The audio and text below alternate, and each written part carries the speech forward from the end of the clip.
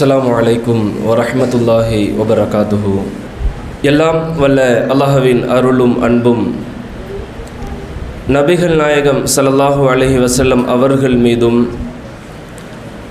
அவர்களின் வழிமுறைகளை பின்பற்றி வாழ்ந்த சஹாபாக்கள், சஹாபிய பெண்மணிகள், குறிப்பாக அல்லாஹ் நம்மீது கடமையாக்கியிருக்கின்ற ஜுமா தொழுகையை நிறைவேற்றுவதற்காக இங்கு வந்திருக்கின்ற சகோதர சகோதரிகள், தாய்மார்கள், உங்கள் அனைவரும் மீதும் வல்ல ரஹ்மானின் அன்பும் அருளும் என்றென்றும் நிலவட்டுமாக என பிரார்த்தனை செய்தவனாக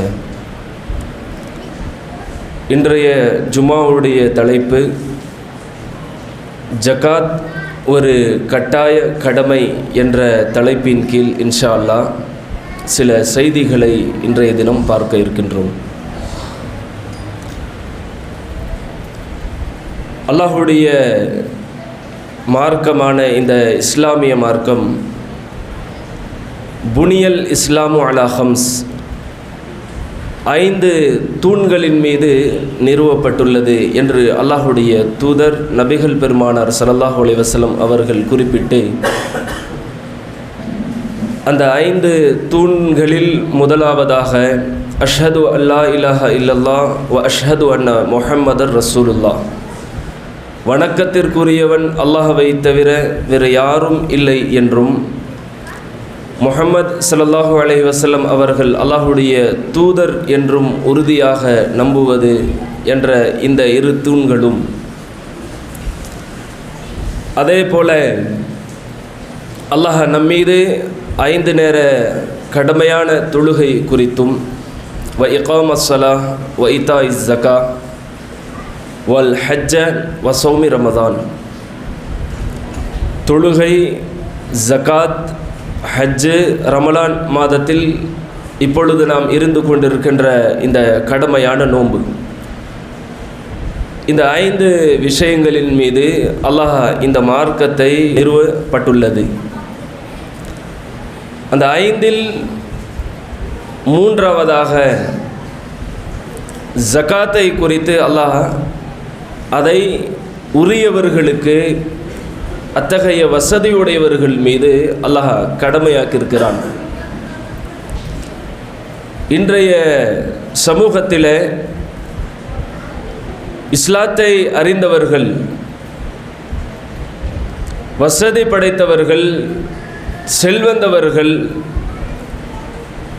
இஸ்லாத்தினுடைய ஏனைய சட்டத்திட்டங்கள் அறிந்து வைத்து அதை செயல்படுத்தக்கூடியவர்கள் அதிகமானவர்கள், ஜகாத் என்ற கடமை தன் மீது அல்லாஹ் கடமையாக்கியிருக்கிறான் என்பதை மறந்தவர்களாக அதை அலட்சியம் செய்யக்கூடிய செல்வந்தவர்கள் ஏராளம் நம்முடைய சமூகத்தில். ஏன்னா இன்றைக்கு நாம் வாழக்கூடிய காலகட்டம் எப்பேற்பட்டதுன்னா நமக்கு நன்றாக தெரியும். உலக அளவிய வரி செலுத்தக்கூடிய நாடு எதுனா நம்முடைய இந்தியா நாடு தாங்க. அதிகம் டேக்ஸ். வளர்ந்த எத்தனையோ வல்லரசு நாடுகள் இருக்குது, அங்கே போய் டேக்ஸ் எவ்வளோன்னு கேட்டால் ஒரு பொருளுக்கு நம்மளுடைய நாட்டினுடைய இந்த டேக்ஸ் கேட்டால் அவங்க மயக்கத்தில் விழுந்துருவாங்க. ஒரு சின்ன பொருளுக்கு பல்லு விளக்குற பிரஷ்லேருந்து, அந்த பவுடர்லேருந்து, பல்பொடியிலிருந்து, சின்ன சின்ன பொருளுக்கெல்லாம் ஏகப்பட்ட டேக்ஸுகள் நாம் வாழ்ந்து கொண்டிருக்கிற நம்முடைய நாட்டினுடைய ஆட்சி இருக்கக்கூடிய இப்போ உள்ள டேக்ஸ் என்பது மிக கொடுமையான ஒன்றாக இருக்கிறது. எல்லா தொழில் வர்க்கத்தையும் அடியோடு அழித்துவிட்ட ஒரு வரிகளை இன்றைக்கு நம்மளுடைய நாட்டில் நிலவுவதை நீங்கள் அறிந்து வைத்திருக்கிறீர்கள். இப்படி ஒரு புறம் இருக்க, இந்த வரிகள் கட்டுவதற்கே செல்வந்தவர்கள் வரிசையில் நின்று அந்த வரிகளை செலுத்தக்கூடியவர்களும் இருக்கிறார்கள். எவ்வளோ பெரிய டேக்ஸுகள் வந்தாலும் 4 வார்த்தை திட்டுவாங்க, எதுக்கு இவ்வளோ டேக்ஸ் போடுறாங்க என்று சொல்லி புலம்புவாங்களே தவிர கட்டாமல் யாரும் இருக்க மாட்டாங்க. அவன் சொல்லக்கூடிய நாளை விட, குறித்த கடைசி நாளை விட 2 நாள் முன்பாகவே அந்த வரிகள் செலுத்தக்கூடிய சமூகமாகவும் இந்த முஸ்லீம் சமூகம், செல்வந்தவர்கள் இருக்கிறார்கள். அது எந்த மாற்று கருத்தும் இல்லை. ஏன் டேக்ஸ் கட்டலை, கடை இழுத்து மூடுன்பா. பிஸ்னஸ் செய்கிற, டேக்ஸ் கட்டலை, உன் பிஸ்னஸுக்கு பாதிப்பு, நீ இருக்கிற வீட்டுக்கு வரி, நீ குடிக்கிற தண்ணிக்கு நீ பயன்படுத்துகின்ற கரண்ட்டுக்கு, இப்படி எல்லா விதமான வரிகள் இன்றைக்கு முஸ்லிம்கள் சர்வசாதாரணமாக அதை நினைவுபடுத்தக்கூடியவர்களாகவும் நிறைவேற்றக்கூடியவர்களாகவும் இருக்கிறார்கள். இது ஒரு கவனத்திற்கு. அதே இறைவன் இந்த உலகத்தில் நமக்கான வாழ்வாதாரத்தை கொடுத்து செல்வங்களை கொடுத்திருக்கிறான்.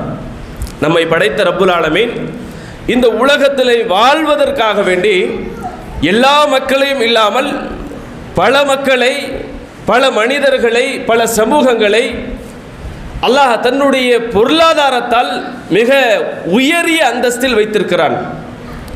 நம்மளுடைய பேச்சுகளில் கூட சொல்லுவோம், வசதி படைத்தவங்க, லட்சாதிபதி, கோடீஸ்வரராக இருக்கிறாரு, இவருக்கு பணம் என்றால் பிரச்சனை இல்லை என்று அல்லாஹ் தன்னுடைய அருளால் அவர்களை வாரி வழங்கி இருக்கிறான்.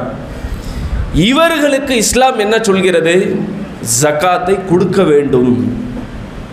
அது எவ்வளோ, அது பின்னாடி சொல்கிறேன். முதல்ல அந்த ஜக்காத்தை குறித்து அல்லாஹ் தன்னுடைய திருமறை குர்ஆனில் என்ன பேசுகிறான் என்று நாம் முதல்ல புரிந்து கொள்ள வேண்டும். அல்லாஹ் தன்னுடைய திருமறை குர்ஆனில் 2வது அத்தியாயம் சூரத்துல் பக்ரா, அந்த சூராவினுடைய 43வது வசனத்தில் அல்லாஹ் சொல்கின்றான், வஅகீமுஸ் ஸலாஹ், தொழுகையை நிலைநாட்டுங்கள், வஆத்துஸ் ஸகாஹ், ஜகாத்தை நிறைவேற்றுங்கள். இது மாதிரியான வசனங்கள் குர்ஆனுடைய அதிகப்படியான இடங்களில் அல்லாஹ் இதை தான் வலியுறுத்துகின்றான்.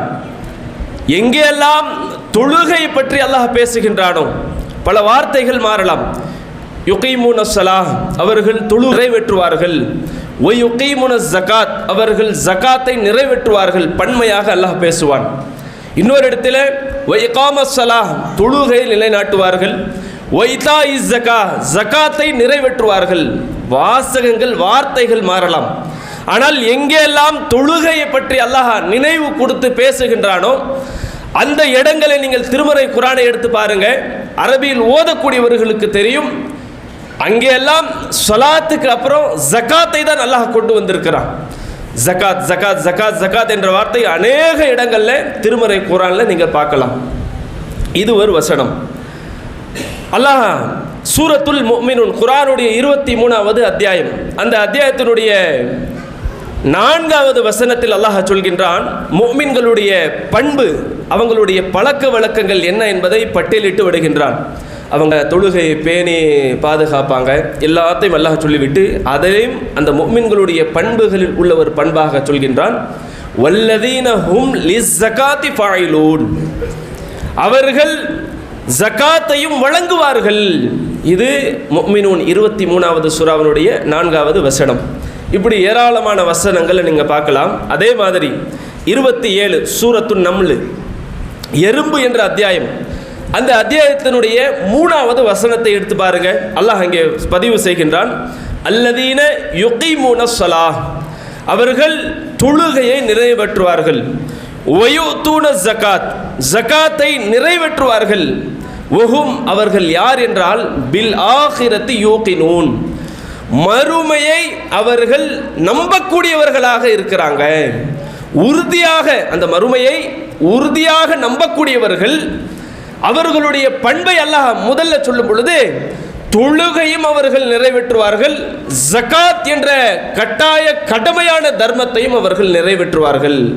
இவங்க தான் மறுமை நாளை உறுதியாக நம்புபவர்கள். இது சூரத்துன் நம்ல், அந்த 27வது சூராவினுடைய 3வது வசனம்.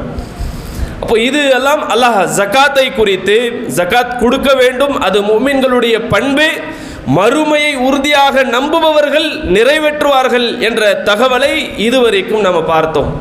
அடுத்ததாக ஜகாத்தை குறித்து அல்லாஹுடைய தூதருக்கு அல்லாஹ் கட்டளை இடுகின்றான். எப்படி கட்டளை இடுறானா, சூரத்து தௌபா, குர்ஆனுடைய 9வது அத்தியாயம் சூரா, அந்த சூராவினுடைய 103வது வசனத்தில் அல்லாஹ் நபிகள் பெருமானார் ஸல்லல்லாஹு அலைஹி வஸல்லம் அவர்களுக்கு சொல்கின்றான், ஹுத் மின் அம்வாலிஹிம் ஸதகா, அவர்களுடைய பொருளாதாரத்தில் நீங்கள் ஜகாத்தை எடுங்க, தர்மத்தை எடுங்கள் என்று அல்லாஹ் சொல்கின்றான். இந்த வசனத்தை கொஞ்சம் நாம் ஆழமாக கவனித்து பார்க்க வேண்டும். ஏன்னா இதற்கு பின் பல செய்திகள் இன்றைக்கு சமூகத்தில் நிலவக்கூடிய தகவலும் சொல்லப்படும் இன்ஷா அல்லாஹ். அல்லாஹ் நபிகள் பெருமானார் ஸல்லல்லாஹு அலைஹி வஸல்லம் அவர்களுக்கு சொல்கின்றான், அந்த சமூகத்தில் வாழ்ந்த வசதி படைத்தவர்கள் செல்ந்து வந்தவர்கள்ட்ட அல்லாஹ் நபிகளாருக்கு சொல்லக்கூடிய கட்டளை என்னன்னா, ஹுத் மின் அம்வாலிஹிம் சதகா, அவர்களுடைய பொருளாதாரத்திலிருந்து அல்லாஹ் அவர்களுக்கு எதையெல்லாம் பொருளாதாரமாக, பணமாக, நகையாக, சொத்தாக கொடுத்தானோ அது மொத்தத்திலையும் நீங்கள் ஜகாத்தை எடுங்க. ஏன் எடுக்கணும், என்ன காரணத்தை அல்லாஹ் இங்கே குறிப்பிடுகிறார் என்றால், துதஹிருஹும் வ துஸக்கீஹிம் பிஹா, ஏன் ஜகாத் அல்லாஹ் கடமையாக்கினான், ஏன் அவர்களிடத்தில் அல்லாஹ்வுடைய தூதருக்கு கட்டளையிட்டு உத்தரவு போட்டு நீங்கள் எடுங்க, அவர்கள்ட்ட வாங்க ஏன் சொல்றானா, அங்கேதான் நாம் கவனிக்க வேண்டும். அதன் மூலம் அவர்களை தூய்மைப்படுத்தவும் பரிசுத்தப்படுத்தவும் அவர்களிடத்தில் நீங்கள் அவர்களுடைய பொருளாதாரத்தில் இருந்து நீங்கள் தர்மத்தையும் ஜகாத்தையும் எடுங்க என்று அல்லாஹ் பொதுவாக ஒட்டுமொத்த பொருளாதாரத்தினுடைய கணக்கை வைத்து தான் அல்லாஹ் இங்கே பேசுகின்றான். இது ஒரு வசனம், சூரத்து தௌபால 103வது வசனம். இன்றைக்கு சமூகத்தில் ஜகாத் கொடுக்கக்கூடிய அந்த நிலையில் இருக்கக்கூடியவங்க பேசுகிறாங்க, ஜகாத் கொடுக்கணும், எப்படி தெரியுமா கொடுக்கணும், நான் ஒரு மாதத்துக்கு 1 லட்ச ரூபாய் சம்பாதிக்கிறேன்னு வைங்களேன், உதாரணத்துக்கு ஒரு 50,000 எனக்கு செலவினங்கள் குடும்பத்தினுடைய செலவு போகும், செலவு போக மீதி இருக்குள்ள 50,000 அதில் தான் ஜகாத்து, இப்படி பேசக்கூடியவர்களும் இருக்கிறாங்க. இல்லை, ஜகாத் எல்லா நாளும் எல்லா வருடங்களும் கொடுக்கணும், கொடுத்த பொருளுக்கும் கொடுக்கணும், இப்படி அநேகமான பேச்சுகள் சமூகத்தில் இருக்கிறது. ஒன்றை புரிந்து கொள்ளுங்க, நாம் இஸ்லாத்தை கடைபிடிக்கிறது அல்லாஹும் அல்லாஹ்வுடைய தூதர் சொன்னது தான். அப்போ அதே அல்லாஹ் தன்னுடைய திருமறை குர்ஆனில் பேசுகிறான், நபிகள் பெருமானார் ஸல்லல்லாஹு அலைஹி வஸல்லம் அவர்களுக்கு சொல்கின்றான், நமக்கு அல்லாஹ் எதையெல்லாம் சொத்தாக கொடுத்துருக்கிறானோ அது மொத்தத்தையும் கணக்கிட்டு 2%. நீங்கள் 1.5 லட்ச ரூபாய் சம்பாதிப்பீங்க, 1.5க்கு மேலே செலவு செய்வீங்க, நீங்கள்லாம் ஒவ்வொரு ஆள் ஒவ்வொருடைய செலவுகளை வைத்து இங்கே ஜகாத் கேட்கல, உங்களுக்கு அல்லாஹ் என்ன கொடுத்துருக்கிறானோ அந்த மொத்த செல்வத்தையும் கணக்கிட்டு 2.5% கண்டிப்பாக நீங்கள் ஜகாத் கொடுக்கணும். இதுதான் திருமறை குர்ஆனுடைய சட்டமாக இருக்கிறது.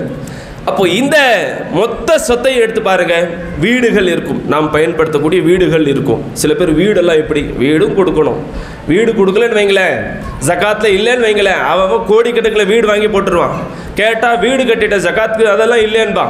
அப்போ பயன்படுத்தக்கூடிய வீடாக இருந்தாலும், கடையாக இருந்தாலும், உங்களுடைய வியாபாரமாக இருந்தாலும், முதலீடாக இருந்தாலும், உங்களுக்கு வரக்கூடிய வருமானங்களாக இருந்தாலும், எதுவாக இருந்தாலும், அல்லாஹ் உங்களுக்கு கால்நடைகள் கொடுத்திருந்தால், விவசாய நிலங்கள் தந்திருந்தால், எல்லா சொத்துகளிலும் மொத்தத்தையும் கணக்கிட்டு 2.5% நீங்கள் அல்லாஹ்வுக்கு ஜகாத் கொடுக்கணும் என்று அல்லாஹ் சொல்லிவிட்டான்.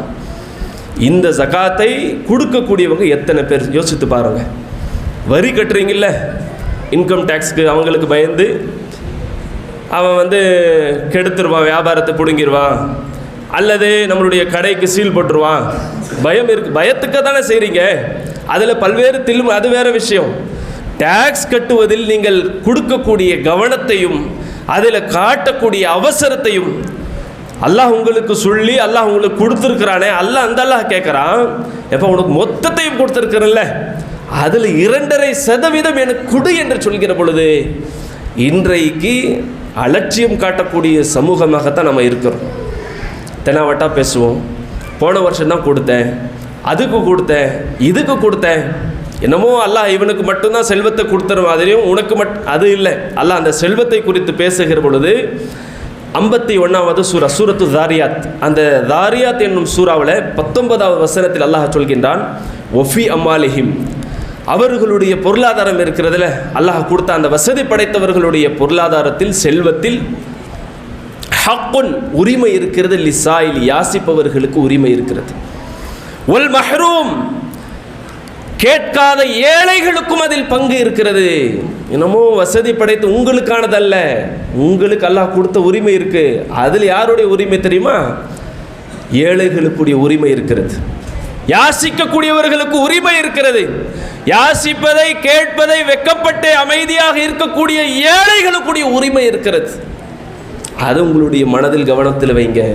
என்னமோ அல்லாஹ் உங்களுக்கு நீங்களாக சம்பாதிச்சதில்ல, அல்லாஹ் கொடுத்தது கொடுக்க சொல்கிறான். ஒருத்தர் வந்து உங்கள்கிட்ட கொடுத்துருக்காரு 4 ஏழைக்கு கொடுங்கன்னு, அவர் சொல்கிறாரு 4 ஏழைக்கு நீங்கள் கொடுங்க என்று சொல்லும் பொழுது நாம் என்ன செய்வோம்? கொடுக்க தானே செய்வோம், எடுத்து வச்சுருவோமா? யாரோ கொடுத்த சொத்து இல்லை. அப்போ அல்லாஹ் உங்களுக்கு அவனுடைய பொருளாதாரத்தை இந்த உலக வாழ்க்கையில் உங்களுக்கு தந்திருக்கிறான் என்றால் அது ஒரு சோதனை ஒரு பக்கம். இன்னொரு செய்தி என்னவென்றால் அது உரியவர்களுக்கு உரிமைப்பட்டவர்களுக்கும் அதில் பங்கு இருக்குது, அது நீங்கள் மறந்து விடாதீங்க என்று 51வது சூரத்து ஜாரியாத்தில் 19வது வசனத்தில் அல்லாஹ் சொல்கின்றான். இது ஜகாத் சம்பந்தப்பட்ட செய்திகள் பார்த்தோம். இப்போது ஜகாத் யார் மீது கடமைங்க? ஜகாத் கொடுக்கணும், அல்லாஹ் அதில் ஜகாத்தை கொடுக்க சொல்கிறான், நிறைவேற்றணும், ஏழைகளுக்கு பங்கு இருக்குது, எல்லாத்தையும் கேட்டோம். யார் மீது கடமை? யார் மீது கடமைனா, யாரிடத்தில் 85 கிராம் தங்கமோ, தங்கத்திற்கு ஈடாக பணமோ, சொத்தோ எதுவாக இருந்தாலும் அந்த அளவிற்கு இருந்தால் அவர் மீது ஜகாத் என்பது கடமையாகிவிடும். எப்படி சொல்கிறேன்னா, நபிகள் பெருமானார் ஸல்லல்லாஹு அலைஹி வஸல்லம் அவர்கிட்ட ஒரு நபித்தோழர் ஜகாத் சம்பந்தமான தொடர்பான விஷயங்களை, சட்டத்திட்டங்களை கேட்கிறார். அல்லாஹுடைய தூதர் அதில் கடிதத்தில் எழுதுகிறார், மொத்த எதுக்கெல்லாம் ஜகாத் கொடுக்கணும், கால்நடைகளுக்கு, ஆடுக்கு, மாடுக்கு, ஒட்டகத்திற்கு, விவசாய பூமிக்கு, எல்லா விஷயத்தையும் அதில் மிக நீண்ட செய்தி அது. அதில் அல்லாஹுடைய தூதர் குறிப்பிடுறாங்க, ஜகாத் எப்போ ஒருவர் மீது கடமை என்றால், யாரிடத்தில் 20 தீனார் அந்த தங்கத்திற்கு ஈடாக இருக்கிறதோ அவர் அந்த 20 தீனாருக்கு அரை தீனார் ஜகாத் கொடுப்பது கடமை என்று அல்லாஹுடைய தூதர் அந்த செய்தியில் குறிப்பிடுறாங்க. இப்போ நம்மளுடைய இன்றைய காலகட்டத்தில் நாம் அந்த தீனார்களை கணக்கிட்டோம் என்றால், ஒரு தீனார் இன்றைக்கு மதிப்பு எவ்வளோனா 4.25 கிராம் தங்கத்திற்கு நிகரானது. ஒரு தீனார் இன்று உள்ள மதிப்பு 4.25 கிராம் தங்கத்திற்கு நிகரானது. அந்த 4.25ஐ 20 தீனார்களாக 20லிருந்து நம்ம பெருக்கணும்னா கரெக்டாக 85 கிராம் தங்கம் வரும்.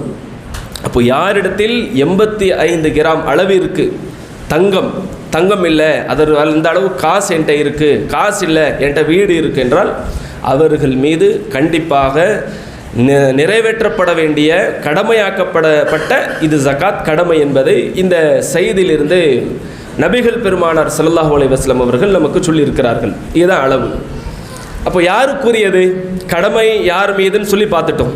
யாருக்கு கொடுக்கணும், அதை உரியவர்கள் யார் என்றால் அதையும் அல்லாஹ் தன்னுடைய திருமறை குர்ஆனில் அதே சூரத்து தௌபால 9வது அத்தியாயம் சூரா 60வது வசனத்தில் அல்லாஹ் சொல்கின்றான், இன்னமஸ் ஸதகாத்து, தர்மங்கள் எல்லாம் லில் ஃபுகராயி வல் மசாக்கின் வல் ஆமிலின் அலைஹா வல் முஅல்லஃபத்தி குலூபஹும் வஃபிர் ரிகாப் வல் காரிமீன வஃபி சபீலில்லாஹி வப்னி சபீல், இப்படியே பட்டியலிடுகின்றான். அதில் யார்னா யாசிப்பவர்களுக்கு, ஏழைகளுக்கு, அதை வசூல் செய்பவர்களுக்கு, உள்ளங்களால் ஈர்க்கப்பட வேண்டியவர்களுக்கு, அல்லாஹ்வின் பாதையில் இருக்கக்கூடிய நாடோடிகளுக்கு, இப்படி பல பேர்களை அல்லாஹ் பட்டியலிட்டு இவர்களுக்கு உங்களுடைய ஜகாத்துகளை நீங்கள் கட்டாயமாக கொடுத்து விடுங்க என்ற தகவலை அல்லாஹ் இந்த வசனத்தின் வாயிலாக ஒட்டுமொத்த சமூகத்திற்கு அல்லாஹ் கட்டளையிடுகின்றான். இதுவரைக்கும் நம்ம பார்த்தது ஜகாத் சம்பந்தப்பட்ட அல்லாஹ் சொன்ன தகவல், யார் மீது கடமை, யார் கொடுக்கணும் என்ற தகவல் பார்த்தோம். கொடுக்காம இருக்கிறாங்கல்ல, பிரச்சனை என்னன்னா கொடுக்காதவங்களுடைய நிலை என்ன, அதையும் அல்லாஹ் தன்னுடைய திருமறை குர்ஆனில் நபிகள் நாயகம் ஸல்லல்லாஹு அலைஹி வஸல்லம் அவர்கள் மூலமாக ஏராளமான தகவல் நமக்கு சொல்லியிருக்கிறான். அப்போது ஜகாத்தை கொடுக்காதவர்களுடைய நிலை என்னன்னா, நாளை மறுமை நாளில் நபிகள் பெருமானார் ஸல்லல்லாஹு அலைஹி வஸல்லம் அவர்களுடைய பரிந்துரை கிடைக்காது. முதல் தகவல், நாளை மறுமை நாளில் ஒட்டுமொத்த உலக மக்கள் திரண்டிருக்கிற அந்த மஹ்ஷர் மன்றத்தில் பரிந்துரை செய்பவர்களுக்கு அல்லாஹ் முதல் வாய்ப்பு அல்லாஹுடைய தூதருக்கு தான் கொடுப்பான். அந்த பரிந்துரை செய்யக்கூடிய வாய்ப்பு ஜகாத்தை இந்த உலகத்தில் நிறைவேற்றாத மக்களுக்கு கிடைக்காது என்ற எச்சரிக்கை அல்லாஹுடைய தூதர் குறிப்பிடுறாங்க. எந்த அளவுக்கு சொல்கிறாங்கன்னா, வலா யஅதி அஹதுக்கும் யௌமல் கியாமா, உங்களில் ஒருவர் மறுமை நாள் வந்துடாதீங்க. எப்படி வந்துடாதீங்கன்னா, பிஷாத்தின் யஹ்மிலுஹா அலா ரக்பதைஹி, ஒரு ஆட்டு தன்னுடைய தோல் பூஜங்கள் மீது கத்திய நிலையில் கொண்டு வந்து உங்களில் ஒருவர் மறுமையில் வந்துடாதீங்க. எப்படி? ஃபயகூலு யா முஹம்மத், அல்லாஹ்வின் தூதரே எனக்கு பரிந்துரை செய்யுங்கன்னு சொல்லி வந்துடாதீங்க. ஏன்னா அல்லாஹுடைய தூதர் சொல்கிறாங்க, லா அம்லிகுலக ஷையன், உங்களுக்கு இந்த நிலையில் பரிந்துரை செய்வதற்கு எனக்கு அதிகாரம் இல்லை. சுப்ஹானல்லாஹ். ஜகாத் இந்த உலகத்தில் செல்வங்களை சேமிக்கணும், அதன் மேலே ஆசைப்பட்டு அளவுக்கு அதிகமாக சேமித்து அல்லாஹுடைய வசனங்களை தெரிந்து சட்டத்திட்டங்களை தெரிந்து கொடுக்காதவனுடைய நிலை, அல்லாஹுடைய தூதருடைய பரிந்துரை இல்லை என்றால் இதை விட வேறு இழிவு ஏதாச்சும் வேணுமா நமக்கு? இது புகாரியில் 1402வது இலக்கத்தில் ஆதாரபூர்வமாக பதிவு செய்யப்பட்டிருக்கிற ஒரு தகவல். இன்னொன்று, இன்றைக்கு உலகத்தில் இப்போ உள்ள காலகட்டத்தில் எல்லா மக்களுடைய மனநிலை எப்படின்னா, எப்படியாவது செல்வத்தை சேமிச்சுக்கணும், நிலங்களாக வாங்கி போடணும், வீடுகள் கட்டிடணும், அக்கௌண்ட்டில் பேலன்ஸ் வச்சுக்கணும், தங்கத்தை அள்ளி மனைவிமார்களுக்கு போட்டுடணும், இல்லை பீரோவில் அடுக்கி வச்சுக்கணும், வெள்ளியை சேமிச்சுக்கணும். இந்த கான்செப்டில் தான் இன்றைக்கு ஒட்டுமொத்த சமூகம் இருக்குது. சேமிக்கணும். இதுதான் நம்மளுடைய சமூகத்தினுடைய நிலை. என்னாகும் எதை பற்றியும் கவலை இல்லை. உலகத்தில் இருக்கிறோமா, நல்ல வசதியாக எவ்வளோ சேமிக்க முடியுமோ, எவ்வளோ சம்பாதிக்க முடியுமோ, அதை வச்சு எப்படியெல்லாம் வாழணுமோ, இந்த உலகத்தினுடைய வசதிகள் பார்த்து தான் அநேக முஸ்லிம்களுடைய நிலை இருக்குது.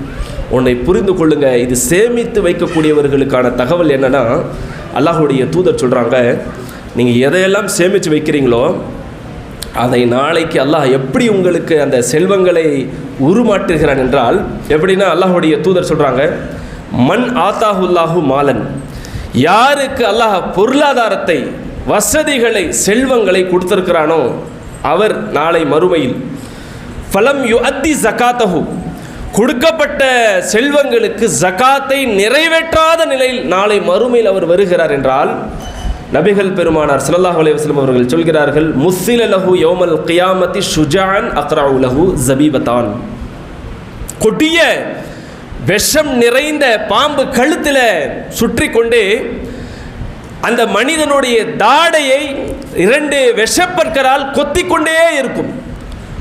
யாரெல்லாம் பொருளாதாரத்தை சேமித்து அல்லாஹுடைய பாதையில் கொடுக்காம, ஏழைப்பாள மக்களுக்கு அதனுடைய உரிமைகள் கொடுக்காம பணம் தங்கம் நகை சேமித்து வைத்திருக்கிறார்களோ அவர்கள் நாளை மறுமையில் அல்லாஹ் அவர்களுக்கு தரக்கூடிய தண்டனை, அவர்களுடைய ஒட்டுமொத்த செல்வம் விஷம் நிறைந்த பாம்புகளாக, கொடிய நெஞ்ச பாம்புகளாக மாற்றி கழுத்தில் மாற்றிவிட்டு அந்த பாம்பு கொத்திக்கிட்டே இருக்கும். பாம்பை பார்த்து பயப்படாத நடுங்காத எவனும் கிடையாது. பாம்பு பார்த்தோன்னா 10 அடி தூரத்தில் இருப்பாங்க. அந்த பாம்பு நம்மளுடைய கழுத்தில் சுற்றி நம்மளுடைய தாடையை கிழித்து கொண்டு கொத்தி கொண்டு இருக்கும்னா எப்பேற்பட்ட நிலையாக இருக்கும் என்று யோசித்து பாருங்கள். இந்த மாதிரி வார்த்தை அல்லாஹ்வுடைய தூதர் பயன்படுத்திக்கிறாங்கன்னா, அன மாலுக், நான் தான் உன்னுடைய செல்வம், அன கன்சுக், நான் தான் உன்னுடைய சொத்து, நீ சேமித்து வைத்த உன்னுடைய பணம், உன்னுடைய நகை என்று எது சொல்லும்? அந்த கொடிய பாம்பு யாரெல்லாம் ஜகாத்தை நிறைவேற்றாத இந்த உலகத்தில் வாழ்ந்தார்களோ அவர்களுடைய தாடையை கிழித்து கொண்டு, அன மாலுக், நான் உன்னுடைய செல்வம், அன கன்சுக், நான் உன்னுடைய சொத்து இந்தா என்று அந்த பாம்பு கொத்திக்கொண்டே இருக்கும் என்ற ஒரு கொடிய நிலையை ஜகாத்தை வழங்காத அந்த மனிதர்களுக்கு அல்லாஹ் தருவான் என்று சொல்லிவிட்டு அல்லாஹுடைய தூதர் ஒரு வசனத்தை ஓதி காட்டுறாங்க, வலா யஹ்ஸபன்னல்லதீன யப்கலூன பிமா ஆதாஹுமுல்லாஹு மின் ஃபத்லி, அல்லாஹ் உங்களுக்கு வழங்கிய அந்த பொருளாதாரத்தை, செல்வத்தை அல்லாஹுடைய பாதையில் செலவு செய்யுங்க, அதில் கஞ்சத்தனம் பண்ணாதீங்க. பல்லுவ ஹைர், அது உங்களுக்கு நல்லதா என்று நினைக்காதீங்க. பல்லுவ ஷர், அது மிக மோசமானது. சேமித்து வச்சு இருக்கிறது, கஞ்சத்தனம் பண்றது, அல்லாஹ் உங்களுக்கு கொடுத்திருக்கவற்றை இல்லை இல்லை என்று சொல்லி சேமித்து வைத்து கஞ்சத்தனத்தை வெளிப்படுத்துவது, உங்களுக்கு நெஞ்சுகள் நிறைந்த கொடிய விஷங்கள் நிறைந்த பாம்பு உங்களுடைய கழுத்துகள் சுத்துக்கொண்டு, அன மாலுக், நான் உன்னுடைய செல்வம்பா, அன கன்சுக், நான் உன்னுடைய சொத்து இந்தா என்று சொல்லும் என்ற தகவலை அல்லாஹுடைய தூதர் நமக்கு சொல்லி காட்டுகிறார்கள். இது புகாரியில் 1403வது இலக்கத்தில் இடம்பெற்றிருக்கிறது. இது ஒரு தகவல். கடைசியான ஒரு தகவல், இன்றைக்கான தகவல், தங்கம் வெள்ளியை சேமித்து வைக்கக்கூடியவர்களுக்கான தகவல். அல்லாஹ் சொல்கின்றான், அதே சூரத்து தௌபால 9வது அத்தியாயம் 34, 35வது வசனத்தில் அல்லாஹ் சொல்கின்றான், வல்லதீன யக்னிஸூன الذهب والفضة, யார் தங்கத்தையும் வெள்ளிகளையும் சேமித்து வைத்து வலா யுன்ஃபிகுனஹா ஃபீ சபீலில்லாஹ், அதை அல்லாஹ்வுடைய பாதையில் நீங்கள் செலவு செய்யவில்லை என்றால் அல்லாஹ் சொல்கின்றான் ஃபபஷிர்ஹும், உங்களுக்கு நற்செய்தி. என்ன நற்செய்தி தெரியுமா? பிஅதாபின் அலீம், அல்லாஹ்வுடைய அவர்களுக்கு துன்புறுத்தும் வேதனை இருக்கிறது என்பதை நற்செய்தியாக பெற்றுக்கொள்ளுங்க.